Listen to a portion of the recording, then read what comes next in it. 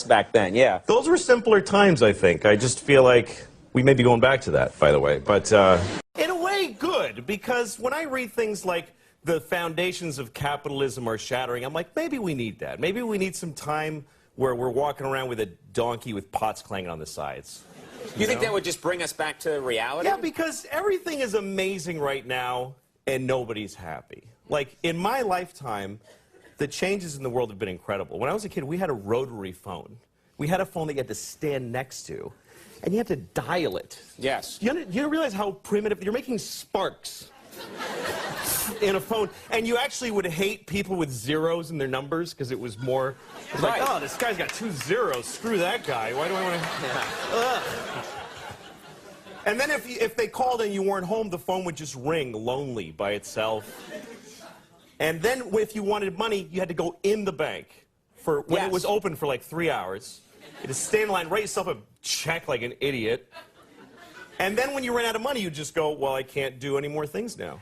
Right. I can't do any more things. That's it, yeah. That was it. And even if you had a credit card, the guy would go, ugh, and he'd bring out this whole shunk, and he'd write, he'd have to call the president to see if you have any money. And it's all true, kids. You had to call the president, yeah.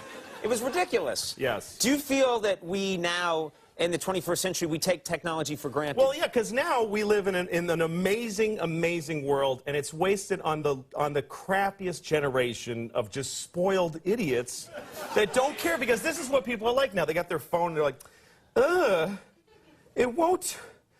Give it a second! It's going to space. Can you give it a second to get back from space? Is the speed of light too slow for you? Yeah.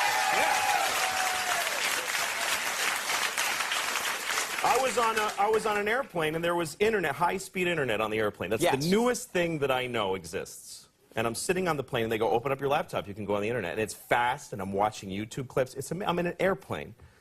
And then it breaks down, and they apologize, the internet's not working. The guy next to me goes, this is bull.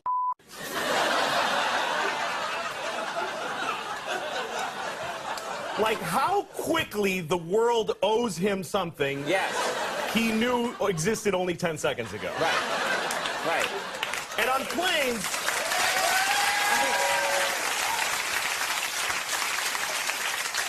flying is the worst one, because people come back from flights and they tell you their story.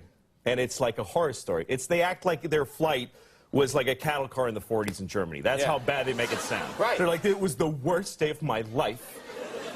First of all, we didn't board for 20 minutes. Right.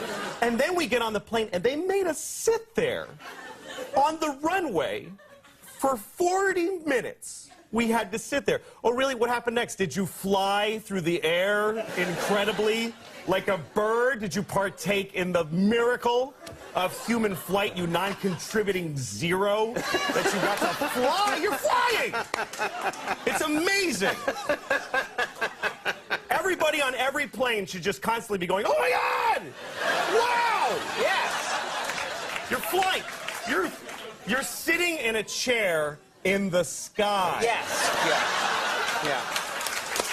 That's right. Now, Louis... But it doesn't go back a lot.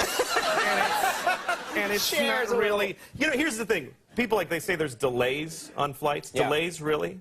New York to California in 5 hours. That used to take 30 years to do that. And a bunch of you would die on the way there and have a baby. You'd be a whole different group of people by the time you got there.